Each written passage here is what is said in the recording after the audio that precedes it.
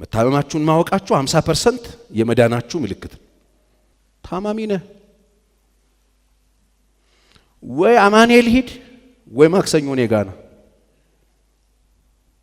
አማኑኤል ኪኒን ይሰጡሃል። ይመረመሩ ደምህን ወስደው መርምረው ስም አውጥተውለት ምንህ እንደተዛባ ነግረው የምትውጣው ነገር ይሰጡሃል። ከዛ ይልቅ እኔ ይሻልሃል፣ እኔ ደግሞ ማስውጥህ የእግዚአብሔር ቃል አለ። የውሸት አምራቾች አሉ። ሁሉ ጊዜ ቤተሰብ እየዋሹን ያደጉት። ቤተሰብ ሲዋሻ አይተዋል። አካባቢ ላይ በውሸት ሰው እያሸነፈ አንዱን ቺት እያደረገ ኮንቪንስ እያደረገ እያሳመነ በውሸት የሆነ ነገር እያደረገ ሲመጣ ያዩትን ነገር ይመጡና ትዳር ውስጥ አንደኛው የስብዕና ችግር ይሄ ነው። በአይምሮአችሁ መንፈስ ታደሱ እንጂ አሮጌውን ሰው አትምሰሉ፣ አዲሱን ሰው ልበሱ ተብሏል። አዲሱ ሰው ማን ነው? ይሄንን አሮጌ ከውስጡ የሚያወጣ ውሸትን የሚያስወግድ እውነትን ለመናገር ራሱን የሚሰጥ ኦነስት መሆን እውነትን ተናግሮ ያመጣ ነገር ይምጣ የሚል እየዋሸ ባልን እየዋሹ ሚስትን እየዋሹ ስለታመንን ብቻ የሚመስል ነገር ስላወራን ብቻ እንደዚህ ይሄ የስብዕና ችግር ነው፣ በሽታ ነው። መዳን አለባችሁ። ጥያቄው ምንድነው? ከተጋባን በኋላ ወላጅ ቤት መኖር ችግር አለው ወይ የሚል ጥያቄ ተጠይቄ ነበር። ወላጆች ቤት መኖር ሰርቪስ ቤት ጓሮ እንደሱ ችግር አለው ወይ? መቃናትና አባቱ ኑ ብለውናል እነሱ ቤት ወይ እነሱ ቤት ኑ ተብለናልና ችግር አለው ወይ? ይሄን እንዴት ታየዋለህ የሚል ጥያቄ ተጠይቄ ያለው። ችግር አልነበረውም። እኛ ሀገር ብዙ ወንድ ባል ሆኖ አልተሰራም። ብዙ ባል ጥሩ አማት ሆኖ አልተሰራም። ያልተሰራ ከሆነ ደግሞ የምናገኘው ውጤት ያልተሰራ ነው የሚሆነው እንጂ ጤናማ ወንዶች እንደማስተምረው ወንድ ብቻ ሆናችሁ እንዳትቀሩ፣ ሴቶችም ሴት ብቻ ሆናችሁ እንዳትቀሩ። ወንድ ተምሮ ባል ይሆናል፣ ባል ተምሮ አባት ይሆናል፣ አባት ተምሮ አማት ይሆናል ምናምን እያለ ነው የሚቀጥለው። የተሰራ አይደለም። ብዙ አማቶች አልተሰሩም። ምን ማድረግ እንደሌለባቸው ብዙዎቹ አያውቁ። ከዚህ የተነሳ ያለ ዕውቀት ስለሆነ ዝም ብሎ እቺ ኢሞሽኗን ብቻ ይዘው ስለሆነ ወደ ቤታቸው የሚጠሩት ልጆቻቸውን ቤታቸው ካስገቡ በኋላ እንዴት ያንን ቤት መምራት እንዳለባቸው ስለማያውቁ ችግር ሊፈጠር ይችላል። ስለዚህ ምናልባት ከችግር የተነሳ ምንገባ እንኳን ከሆነ ሊሚት ገደብ አስቀምጠን እግዚአብሔር ይረዳናል። በዚች ጊዜ ውስጥ ራሳችን አመቻችተን እንወጣለን ብሎ ገደብ ይዞ በጥንቃቄ መግባት ጥሩ ነው የሚሆነው፣ እንደሱ ቢደረግ ማለት ነው። ስለዚህ እንደው በተከፈተን በር ሁሉ እንደ እግዚአብሔር በር እያቆጠራችሁ ተንጋግቶ ገብቶ በኋላ መውጣት እንዳይከብዳችሁ ዋጋ እንዳትከፍሉ መጠንቀቅ ጥሩ ነው። ይሄ ሲባል ቤተሰቦቻችን እንናቅ እንጥላቸው ማለት አይደለም፣ ግን በጥንቃቄ ማድረግ ጥሩ ነው። አብረን እኮ እኛ መኖር በጣም ማንችል ሰዎች ነን እኮ። አብረን መዋል አንችልም። አብረን መኖር አይደለም አብረን መዋል አንችልም። እንደውም አንዳንድ አማት ምርጥ መካሪ ነው። እንደ ሙሴ አይነት አማት ካገኛችሁ እኮ ምርጥ አድርጎ ይመክራችኋል።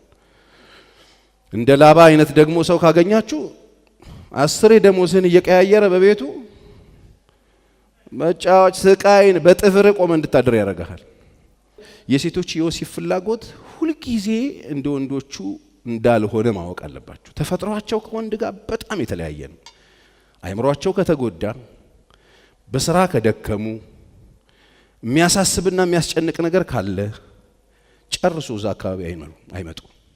ስለዚህ ይህንን አብሮ ማወቅ ጥሩ ነው። ሁልጊዜ አይፐር ሆና ቤት ውስጥ አትኖርም። ብዙ ጊዜ እንደምናገረው እንደ አርት ነው። አርት ታውቃላችሁ፣ እንደ ዓለም ኢኮኖሚ ነው የወሲብ ፍላጎትም ራሱ። አንዳንድ ጊዜ በጣም ሀይ ትሆናለች፣ አንዳንድ ጊዜ ታች ልትሆን ትችላለች። አንዳንድ ጊዜ በቀን 6 ሰዓት ላይ ለምን አትመጣም ልትል ትችላለች። አንዳንድ ጊዜ በ6 ወርም ልትጠፋበት ትችላለች። ይሄ መታወቅ አለበት። ቤት ውስጥ ሊኖር የሚችል ነው። ስለዚህ ቶሎ ጥርጣሬ ውስጥ መግባት ሳይሆን ከአእምሮ ጋር የተያያዘ የመራቢያ አካል ጉዳይ አይደለም። መራቢያ አካል ስላለ ሴክስ አይደረግም። ከጭንቅላት ጋር የሚያያዝ ነው። ስለዚህ ምን ሆና ነው ብሎ አሰስመንት መስራት ጥሩ ነው። በዙሪያው ምን ተገጥሟታል፣ መስራት አካባቢ ምን ገጥሟታል፣ ቤተሰብ አካባቢ ምን አጋጥሟታል፣ እናቷ ታሞ፣ አባቷ ታሞ፣ ወንድሟ ታሞ፣ በተለያየ ስቃይ ውስጥ ያሉ ሰዎች በዙሪያው ካሉ በጣም ትጎዳለችና ፍላጎቷ ላይኖር ይችላል። ስለዚህ ብራዘር ነቃበል እዛ ጋር የኔስ እንዴት ሆናለሁ የምትል ከሆነ ስፖርት ስራ፣ ፑሽ አፕ ስራ፣ መጽሐፍ አንብብ። አዎ ኢነርጂ ነው አንተ ውስጥ ያለው ኢነርጂ። ለዚህ እኮ ነው እንዴ ታዲያ ሌላ ቦታ አይደል እንዴ? አትሂድ፣ ሮጥ በል ሮጥ በል። ኢነርጂ ስለሆነ አንተ ውስጥ ያለው ኢነርጂውን ዲስትሪቢዩት አድርገው ወደ ንባብ፣ ወደ ጸሎት፣ ወደ ተለያየ ነገር፣ ልጆች ወደ ማጠብ፣ ግቢ ወደ መኮትኮት፣ ግቢ ካለ ከሌለ ደግሞ ኮንዶሚኒየም ውረደው 6 በቃ ሰላም አለቦ ታጥበተኛል። እንደሱ አድርጉ። ስለዚህ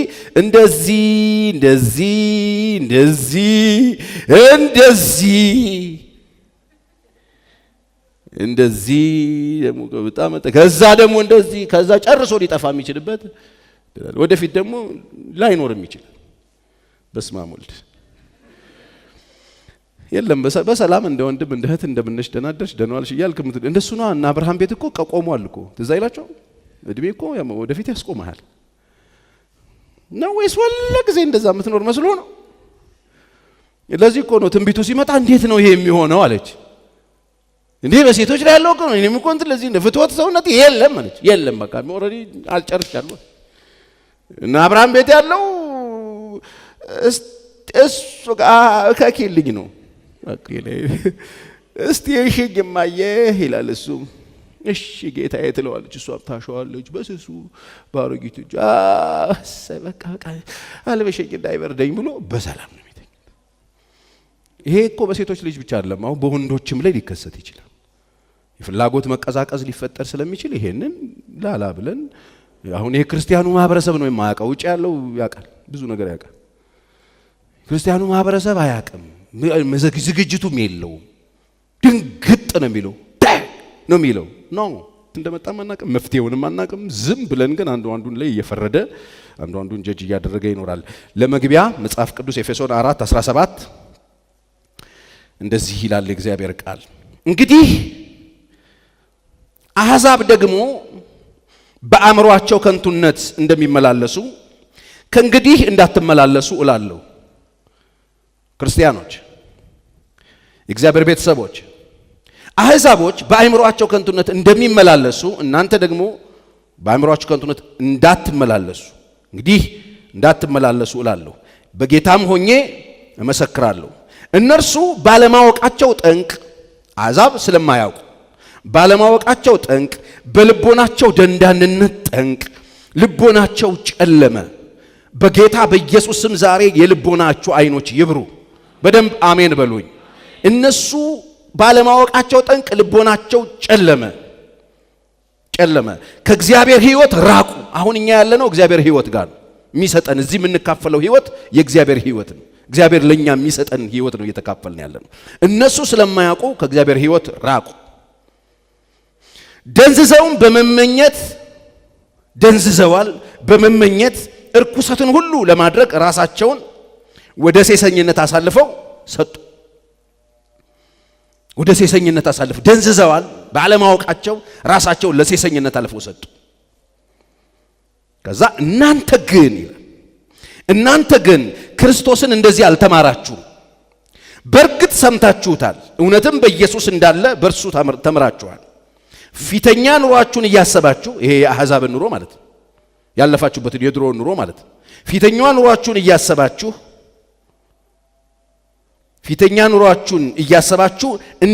እንደሚያታልል ምኞት የሚጠፋውን አሮጌውን ሰው አስወግዱ። አሮጌውን ሰው ማስወገድ አለብህ። እግዚአብሔር ቤትና የእግዚአብሔርን ሕይወት እየተካፈልክ የምትኖር ከሆነ አሮጌውን ሰው አስወግዱ። 23 በአእምሮአችሁ መንፈስ ታደሱ። የተበላሸውን ለማስተካከል የወላለቀውን እንደገና አዲስ አድርጎ ለመስራት ነው የመጣው። ታደሱ ለእውነትም በሚሆን ጽድቅና ቅድስና እንደ እግዚአብሔር ምሳሌ የተፈጠረውን አዲሱን ሰው ምን አድርጉት? ልበሱት። በጣም የሚገርማችሁ ሁላችንም ጋር አሮጌው ሰውዬ አለ። የአሮጌው ሰውዬ ከየት መጣ? አሮጌው ሰውዬ የመጣበት አድራሻ አለ። ለዚህ ነው አሁን ያልኳችሁ በየቤቱ በየትዳሩ በየህብረቱ በጣም ትልቅ ችግር እየፈጠረ ያለው አሮጌው ሰውዬ አለ። አሮጌውን ሰውዬ ደግሞ የፈጠረው አሮጌውን ሰውዬ ደግሞ ያመጣው ማህበረሰብ አለ፣ ቤተሰብ አለ። ስለዚህ በጣም ትልቁ በየህብረቱ በየትዳሩ በየጓደኝነቱ በየጮኛ ማቾቹ መካከል ትልቅ በሽታ ሆኖ የተቀመጠ አንድ ተጽዕኖ አምጪ የሆነ ችግር አለ። ለትዳርም ተጽዕኖ ያመጣል፣ ህብረት ላይ ተጽዕኖ ያመጣል፣ አገልግሎት ላይ ተጽዕኖ ያመጣል፣ ስራችሁ ላይ ተጽዕኖ ያመጣል፣ ማህበራዊ ኑሯችሁ ላይ ተጽዕኖ ያመጣል። በየዕለት እንቅስቃሴያችሁ ላይ ተጽዕኖ የሚያመጣ አሮጌ ማንነት አለ። አሮጌ ሆኖ አይደለም ከሰማይ የወረደው። አሮጌ ሆኖ እንዲኖር በአሮጌ አስተሳሰብ ሁላችንም ተሞልተን አሕዛቦች ስለነበርን የተጣልን ሰዎች ስለነበርን ሩቅ ስለነበርን ከተስፋው ቃል ሩቅ ስለነበርን የተሰራብን ሰዎች ነን። ስለዚህ ያ ተጽዕኖ አምጪ ከሚባሉ ችግሮች መካከል ዋናውና አንደኛው የስብዕና ችግር ነው። ስብዕና ይሄን ሬዲዮ ላይ አውርቼዋለሁ ከ2 ወር በፊት ይመስለኛል። የስብዕና ችግር ስብዕና የአንድ ሰው በአንጻራዊነት ቋሚ የሆነ ባህሪው ማለት ነው። ዋሽታችሁ የምትዋሹት ሰው ስላመናችሁ ልክ አይደላችሁ። በቃ የስብዕና ችግር አንዳንድ ሰው በቃ በውሸት ተቦክቶ ተጋግረሷል። አንድ በጣም የሚገርም የቅርብ ሰው ነበር። አሁን ራሱ ሚዲያ ላይ ያያየሁት እየዘገነነኝ ነው። አንዳንዶች እያለቀሱ ኮሜንት ያደርጉታልና በጣም ከባድ ውሸታም ነው። ከባድ የመጨረሻ ጠብደል ውሸታም ነው። በቅርብ አቀው ስለነበረ የሚሰራቸው ውሸቶች ልነግር እንዲህ ፍጥር አንድ ጠረጴዛ ላይ ቁጭ ብላችሁ 1 ሰዓት ከተቀመጣችሁ 6 ነገር ይዋሻችኋል። የተቀባ ነው በውሸት። አሁን ተነጋግረናል አይደል? አይምሮአችን ምን ይበል ተባብለናል። መታደስ አለበት። እኛ ክርስቲያኖች ነን። ቅድም እንዳልኳችሁ ከልጅነት ጀምሮ የተሰጠን በመወለድ ያገኘነው አለ፣ ቤተሰብ የሰጠን አለ፣ ማህበረሰብ የሰጠን አለ። ወጣትነት ላይ ትንሽ ተስፋ አለው። ካደክ ከጎለመስክ በኋላ ለመለወጥ በጣም ከባድ ነው ብለናል አይደል? ከባድ ነው ብለናል። ግን እኛ ይሄን ከባዱን ቀላል የሚያደርግ የእግዚአብሔር ቃል አለ። እስቲ አሜን በሉ። ለእግዚአብሔር ቃል ራሳችንን መረታት አለብን፣ መሸነፍ አለብን። የእግዚአብሔር ቃል አንተን ማሸነፍ አለበት። አንተ ውሸታም ሰውዬ ካለ እንዲያሸንፍ መፍቀድ አለብህ። እያታለልክ የምትኖር ሰውዬ ካለ የእግዚአብሔር ቃል እንዲያሸንፍ መፍቀድ አለብህ። አንደኛው የስብዕና ችግር የሚባለው እሱ ነው። ጥቅስ ልስጣችሁና ቶሎ ቶሎ የተወሰኑ ጥቅሶች እንይ። ምሳሌ 12:1 ላይ ተግሳጽን የሚወድ ዕውቀትን ይወዳል፣ ዘለፋን የሚጠላ ግን ደንቆሮ ነው። መጽሐፍ ቅዱስ ነው የሚለው። ዘለፋን የሚጠላ ግን ምንድን ነው? በኢየሱስ ስም ፈራችሁት? ምንድን ነው? ደንቆሮ ነው። ደህና ሰው ከእግዚአብሔር ዘንድ ሞገስን ያገኛል። ደህና ሰው የሚባለው ዘለፋን የሚቀበል ሰው ማለት ነው። እሺ የሚል ሰው፣ ስህተት ውስጥ እንዳለ የሚያምን ሰው ማለት ነው። እሱ ሰውዬ ምን ይቀበላል? ሞገስን ይቀበላል። ተንኮለኛ ሰው ግን እቺን ጨርሱልኝ።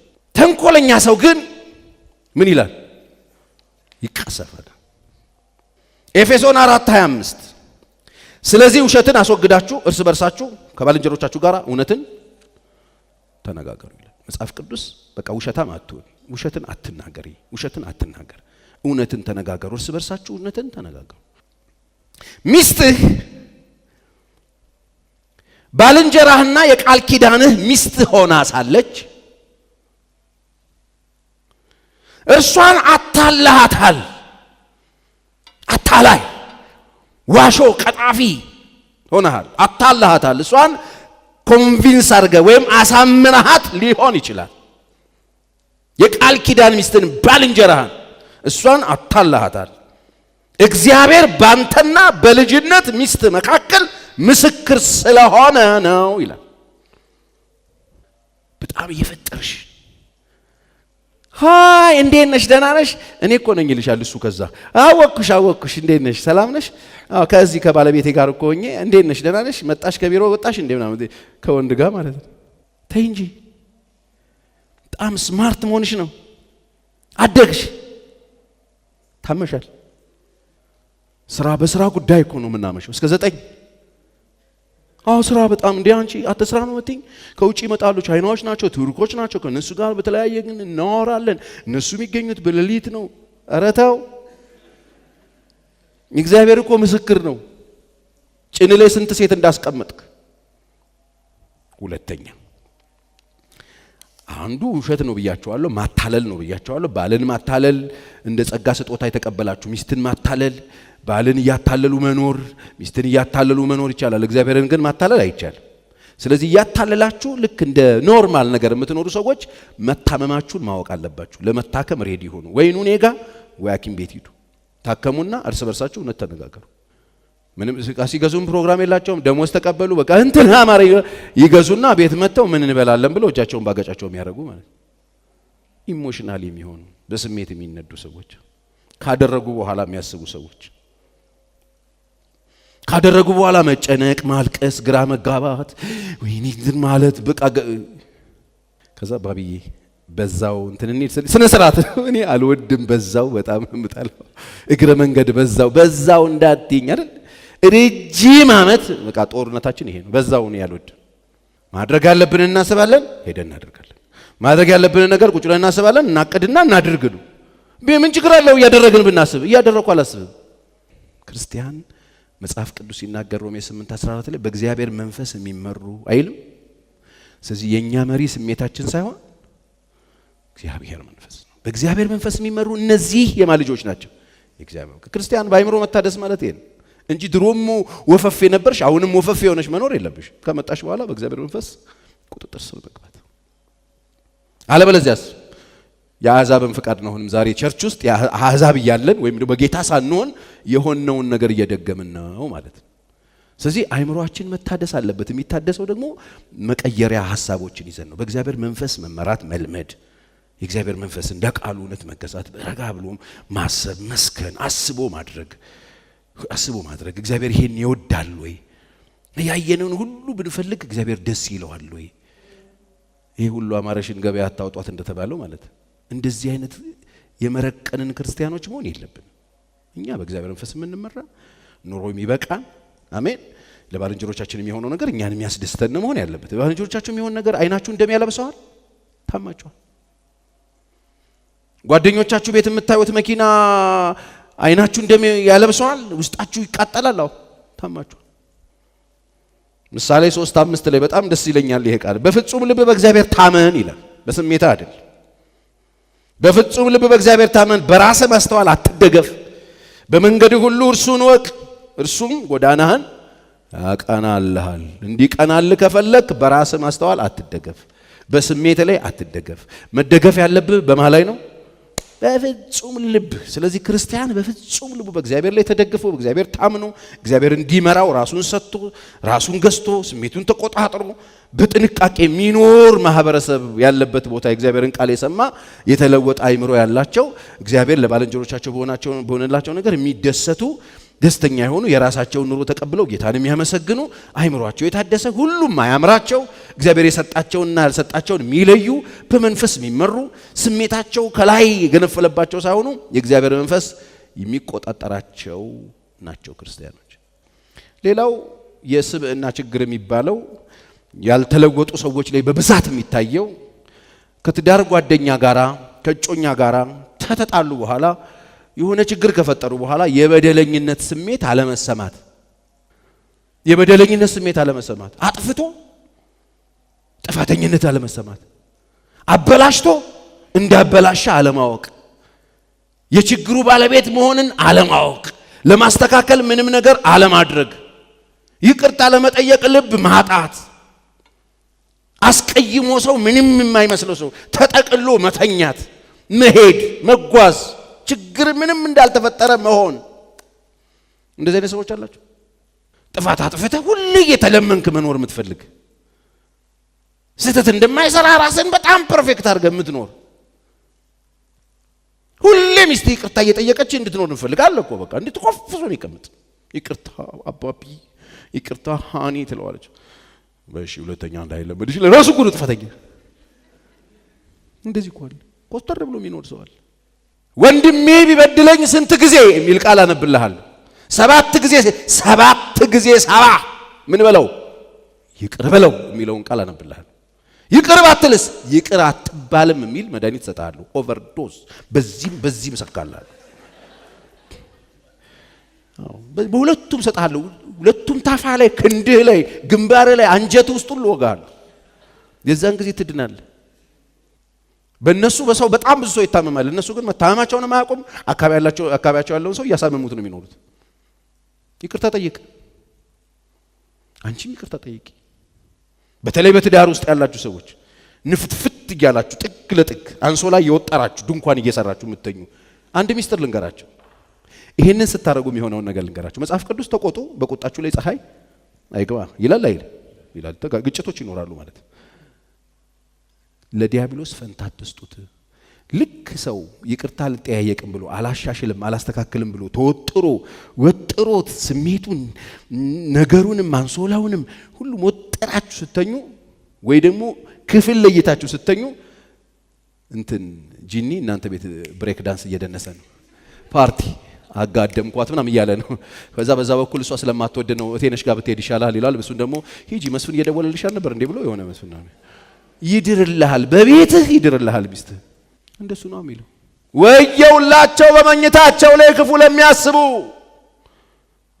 ለምን ሲነጋ ያደርጉታል። እንዴት ሲባል ኃይል በእጃቸው ነው ይላል። ሴጣን ያውቀዋል ኃይል እጃችሁ ላይ እንዳለ። ይቅርታ ጠይቅና ቶሎ ሶልቭ አድርግ አትወጥሪ እምትላለች። እንደሱ አይነት ሰዎች አሉ። እኔ ጠርቀም በቃ እኔ አይድረስብኝ። ከደረሰብኝ እንደውም ባለፈው ራሱ ለሁለት ወር ተዘጋግተን ነበር። እንደ ቁም ነገር ይሄን ደግሞ ትመሰክሪያለሽ። ሼም ምናምን የለም እንዴ? ሁለት ወር ብሎ ሴጣን ጢባ ጢቤ እየተጫወተብሽ ነበር። እንዴት እያደረገ ማንያን ማን ሁለት ማን ሶስት ማን ስድስት ማን ሰባ ጠና ሁለት እያለ እያንጠባጠበሽ ነው። ለሁለተኛ ወር ላይ ይሄኔ ማንያ ጢባ ጢቤ እየተጫወተብሽ ነው። ኩፍ አርጎሽ በደስታ ለትኖሪ ሲገባ ይቅርታ ብሎ ነገርና ሶልቭ አርጎ አስተካክሎ ተቃቅፎ በሰላም ጌታን አመስግኑ መተኛት ያለበት ቤት ስትወጥሪው እሱ ሁለታችሁንም በተራ በተራ እሷ ብቻ መስሎ አንተንም ሰው ጠና እንደዚህ ነው ያረገው በደም እንዲህ ያረገ ጢባት ቢወጭ እኔ እንደዚህ ነኝ አይባልም። እንደዚህ ከሆንሽ ይሄው እዚህ ዘይት ውስጥ ግቢና ለስለስ በይ። ለስለስ ይሄ እግዚአብሔር ቃል ዘይት ሆኖ ማለስለስ ይችላል። ደረቁን ማለዘብ ይችላል። ተመለሽ። በሽታ ነው ከታች ጀምሮ አይታችኋል። አንዳንድ ልጅ ሳይገረፍ ያደገ ልጅ እልህኛ ልጅ ምን ይግጥር አለኮ ፍጥጥ ይላል። በጻፍ ምን ይላል መሳጅ ትዕቢት በሕፃን ልብ ታስሯል የሚወጣው በበትር ነው የሚል ቃል አነበብኩ መጽሐፍ ቅዱስ ውስጥ። ታስሯል ይላል። ስንፍና በልብ ውስጥ ታስሯል የሚወጣው ትግርፉ ነው ይላል። ካልገረፍከውስ የነገርኩህን ካላደረክስ ይዘውት ይመጣል። ከዛ እሱን ይዞ የሚመጣ ባል ነው የሚሆነው። እሱን ይዞ የምትመጣ ሚስት ነው የምትሆነው። ደረቅ ፍጥጥ ገዳልጅ። አንዱ ጸሎት ይሄ ነው፣ የዘወትር ጸሎት ይሄ። የበደሉንን ምን እንላለን? ይቅር ባንልስ ይቅር አትበለን ማለት እኮ። ሰማይ ዝጋው አንተ ስትዘጋው ጂኒ ይመጣልናል እንደማለት እኮ። ያንቀረቀበናል እንደማለት እኮ። በዚህ ቤታችሁን በዚህ ግግም ያለ ማንነት ይዛችሁ ቤታችሁን የምታውቁ ሰዎች ተመለሱ። በሽታ ነው። መጋባት በሁሉ ዘንድ ክቡር ነው ይላል ዕብራውያን 13። ይሄን ስታደርጉ እግዚአብሔር መኝታችሁን ቅዱስ ነው፣ መንፈስ ቅዱስ ይመጣል። ለያም ነገር እኮ በጣም እንጆ የምታደርጉት እኮ እግዚአብሔር ሲኖር ለሁሉ ነገር ነው የሚጠቅመው እግዚአብሔር መኖሩ። ጂኒስ ካለ እግዚአብሔርን ካባረርኩ ምንም ብታረግ ደስታ የለህም፣ ሰላም የለህም። እንቅልፍ ራሱ በቅዠት የተሞላ ነው። ሴጣን ግራ ሲያጋባ ነው የምታድረው። በአንቧ ጠርሙስ ውስጥ ከቶ ሲጫወትብህ ታድራለህ። የእግዚአብሔር መንፈስ ያለበት ሰማይ ተከፍቶ ወይ ዝማሬ አጋንንት ስታስወጣ ለቅዱሳን ስትጸልይ ክብር ለኢየሱስ ሲሆን የእግዚአብሔርን ቃል ስታስተምር እንደገና ለትውልድ መልካም ስታደርግ ስትወልጂ ስታምጪ ብታይ ይሻልሽ ባለራዕይ ሆነሽ ማለት እኮ ስትወልጂ ስታምጪ እኮ ማየትን ብሎ ጭንቅሎ መውለድ ብቻ አይደለም እኮ ቪዥነሪ አንድ የሆነ ነገር ልትገላጋይ ምናምን አይሻልም? ህልሞቻችሁ ራሱ የማይረባ ነው የሚሆኑት። ተጣልታችሁ የምትተኙ ከሆነ ህልም ራሱ እብድ ሲያባርሽ ሊይዝሽ እንደዚህ እያለ ስትሰቃይ በላብ ዝፍቅ ብለሽ ሰው ተኝቶ አድሮ አርፍ ይላል። ጠዋት ቁስልስል ብለሽ ደከመኝ ወይ እንደተወቀጠ ሰው ነው የሆንኩት ሲጠፈጥፍሽ ነው የምታድሪው። ስትሮጪ ስለሆነ ያደርሽው ድክም ብሎ ጠዋት ስትወጣ ድክም ብሎ ሌሊት በሙሉ የቀን ስራ ሲሰራ እንዳደረሰው ሰው ተኝቶ አድሮ እንደዚህ መሆን አለበት? አልተባረከም መኝታው ማለት ነው። ሌላው የሰብዕና ችግር ገንዘብ ነክ ጉዳይ ላይ ኃላፊነትን ችላ ማለት። ይሄንን አለመስራትም መሆን ይችላል። አንዳንድ ሰው ስራ መስራት አይወድም። ደስ የሚለው መዘርዘር ነው። በአግባብ እግዚአብሔር የሰጠህን ነገር አለመጠቀም በሽታ ነው። ናባክን የተገኘን ነገር ወስዶ ሾፒንግ ይዞ ሄዶ እርግፍ አድርጎ በባዶ መምጣት አለ እኮ ታውቃላችሁ። ሱፐርማርኬት የሚሰራ መንፈስ እንዳለ ታውቃላችሁ ወይ? አታውቁም ማለት ነው። ዛሬ ልንገራችሁ። ሱፐርማርኬት ውስጥ ሾፒንግ ምናምን ስትገቡ በጣም ተጠንቀቁ። የሚሰራ መንፈስ አለ። የሚሰራ መንፈስ ኪስሽን አራግፎት እንደ ሌባ በባዶ የልጆችሽን ትምህርት ቤት ደሞዝ፣ የትምህርት ቤት ክፍያሽን፣ የቤት ክራዩን በሙሉ በማሽን አድርጎ የማያስፈልግሽን ነገር ሁሉ ገዝተሽ ወደ ቤት ትሄጃለሽ። አሁን የደባ አሻንጉሊት ምን ያደርጋል አንቺ? ለዛውም ከሱፐር ማርኬት እስቲ የብሬክ ስሩ ይኖርሃል። ተይ እንጂ የብሬክ ስሩ ፈለግሽ። የብሬክ ስሩ አይደለም እኔ ጋር ያለው አንቺን እግርሽን ስብስብ የሚያደርግ እጅሽን ስብስብ የሚያደርግ ጭንቅላትሽና ጭንቅላትህ እንዲሰራ የሚያደርግ ግን ጥበብ አለ። እስቲ አሜን በሉ እንዴ! በጣም ብዙ ሰው እኮ ተበልቷል። የለም ብክ ነው ከዛ ቁጭ ብሎ ሀዘን አዋክ የሆነ ነገር ተገኘ፣ ደግስ ነው፣ መሮጥ ነው፣ መበተን ነው፣ መዝራት ነው። ያስታውቃል። አንዳንድ ሰው በደንብ ነው የማውቀው ፍራንክ እንዳገኘ ያስታውቃል። አይተዋል። እኔ ከፍላለሁ የቤቱን ሁሉ ይከፍላል። የሌሉበት ሱቅ እንዲነግድ ነው የሚፈልጉት። እነዚህ ሰዎች ናቸው የከሰሩት። እሰይ እንኳን ከሰራችሁ። የለማ የማይመለከተውን ሰው ያቆማል። ሰው ሲመጣ ቁጭ ብሎ ወይ ኩኩሪውን የሚያወጣ ሰውዬ ሱቅ ውስጥ አቁመው ምንድነው የሚሸጠው ይሄ ሰውዬ? የማይሰሩ ልጆችን ሱቅ ያምጥቶ ያስቀምጣል። ብዙ ሰው እንደሱ ነው። ብዙ ነጋዴ ያቀውም ስራውን ራሱ መስራት ያለበትን ስራ የሆኑ እቶች ያመጣል፣ ቁጭ ያደርጋል። እሷ ደግሞ የት ናችሁ እንዴት ናችሁ ሰላም ናችሁ ሱቅ ነኝ አትመጡም ትላለች። ከቀብር መልስ ነን ብለው አቧራ የሆኑ 6 ሰዎች መጥተው ሱቅ ይቀመጣሉ። ገዢ ሲመጣ ጥጥሎ ነው የሚሄደው። እዛ ሱቅ አይገባም። እድር ነው ይመስለው። አይበላም። ጠዋት እዛው ነው የሚያድረው። የቤት ኪራይ አይከፍልም። ትጥብልና ፊቱን ከሚሸጠው ዳቦ ያወጣል። ሻዩን በእንጨት ያፈላና እሱን በልቶ ነው የሚነግደው። ሲሸጥ ይውላል። ግን አንተስ አንድ ሱሪ ሽጣህ ምሳ ዛሬ የት ነን ትላለህ። ተዛ የሸጥክበትን ጂንሱን በሙሉ ትበለዋለህ። ሴጣን አይደለም የበላው ራስን የበላው ሴጣን አከሰረኝ ይላል። የራስን የበላው እንዴ ቅርጥፍ አድርገህ በልተህ የት ነህ ምን እንደሚሰለ በቀደም 100,000-200,000 ሺህ ብር ነው ባይሲሲ ነው ዕቃ ተጭኖ የገባው። መጨረሻ ላይ በባግ ይዘህ ወደ ቤት ትሄዳለህ በልተኸው። ይሄ በጣም ወደው ጥቅስ ነው። የሞቱ ዝንቦች የተቀመመውን የዘይት ሽቱ ያገሙታል ይላል። የሞቱ ዝንቦች የተቀመመውን የዘይት ሽቱ ያገሙታል። እንዲሁ ትንሽ ስንፍና ጥበብና ክብርን ያጠፋል። ጥበብን አጋንንት ነው ማለት የለብንም። ስንፍናን ማስወገድ ያለብን ያጠፋል። የጠቢብ ልብ በስተቀኙ ነው። ይሄንን ሌላ ጊዜ እንማረዋለን። የጠቢብ ልብ በስተቀኝ ነው፣ የሰነፍ ልብ ግን በስተግራው ነው። ደግሞም ሰነፍ በመንገድ ሲመላለስ እርሱ ልብ ይጎለዋል፣ የሚያስበውም ሁሉ ምንድን ነው? ስንፍና ነው ይላል መጽሐፍ ቅዱስ። ስንፍናን አስወግድ። ይሄ የስብዕና ፕሮብሌም ነው። ገንዘብ ማባከንም፣ አለመስራትም፣ በአግባብ ጊዜን አለመጠቀምም፣ ሴቭ አለማድረግም፣ በትክክል ነገርን ኮንትሮል አለማድረግም በሽታ ነው። ብክንክን እያሉ የሚኖሩ ሰዎች በየጊዜው እየተመቱ የሚመጡ ሰዎች አሉ። ቤተሰብ ይበደራል ይሰጣቸዋል፣ ይከስራሉ። ቤተሰብ ይበደራል ይሰጣቸው፣ ይከስራሉ። ማን ወሰደው? መንፈስ። የቱ ነው መንፈስ? አሳዩኝ፣ እኔ ጠፈጥፍላቸዋለሁ። አሁን እንኳን አንተን መጠፍጠፍ ስለማይቻል ነው እንጂ አንተው ራስን ይበላው። እቺ ሰይጣን ባልጊስ የስበዳ ችግር። መልአክና ሰይጣን ሰው ሊሆን አይችልም በአንድ ጊዜ። የኔ ጌታ ወይኔ እኔ እኮ ህይወቴ ነህ ይራለካ የኔ ህይወት። ከዛስ የኔ ህይወት አጥፊ አንተ ነህ የምትገለኝ ማለት ነው። ደስ ሲላቸው ሰማይ ያደርጓቸዋል። በጣም ሲከፋቸው ደግሞ አፍርሰው ቁጭ ያደርጓቸዋል። በሽታ ነው። ስለዚህ ሚስቶቻችሁን አንዴ ሰይጣን አንዴ መልአክ የምታደርጉ ወንዶች በተለይ መኝታ ላይ ምናምን ያገኘህ ቀን በቃ መልአክ እኮ ነሽ አንቺ። ምን ልሁንልሽ? የኔ ጋር ምንድን ነበር ቅድም የጠየቅሽ? ምን ላርግልሽ?